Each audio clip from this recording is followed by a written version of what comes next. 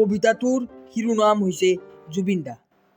বৰ্তমান যিটো অসমত ৰাজনৈতিক বিতৰ্কত জুবিন দা সোমাই পৰিছে, সেইটোক লৈ মই আজিৰ এই কবিতাটো প্ৰস্তুত কৰিব লৈছোঁ। চ' বলকচোন আজিৰ এই ভিডিঅ'টো আপোনালোকক কেনে লাগে জনাব। জুবিন দা, তুমি এনেকৈ কিয় ক'লা বাৰু? AJP দল এটা 420 দল, আৰু লগতে ক'লা মোৰ লগত আন্দোলন কৰিব আৰু এটা দল সৃষ্টি কৰিব। কিন্তু জুবিন দা, অসমবাসী ৰাইজে জানিব পৰা মতে তুমিও জানো কোৱা নাছিলা লুৰিণজ্যোতিক নতুন দল গঠন কৰাৰ কথা? আজি আকৌ তোমাৰ কিয় সুৰ সলনি হ'ল? আমি বুজি পাবলৈ টান হ'ল। তুমি পৰিলা নেকি সেই ৰাজনীতিৰ চক্ৰবাহুত?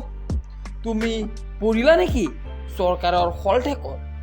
বহুতে কৈ জানা তুমি এজন সুবিধাবাদী শিল্পী, কিন্তু মই কওঁ জানা তুমি এজন আমাৰ হৃদয়ত থকা শিল্পী।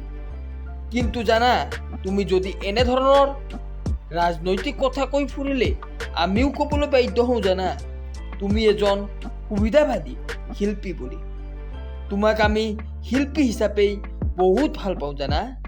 তোমাৰ সেই গানবোৰ শুনি শুনি আমি ডাঙৰ দীঘল হৈছোঁ জানা। তোমাক আমি ৰাজনীতিত নহয়, শিল্পী হিচাপে সদায় বিচাৰোঁ।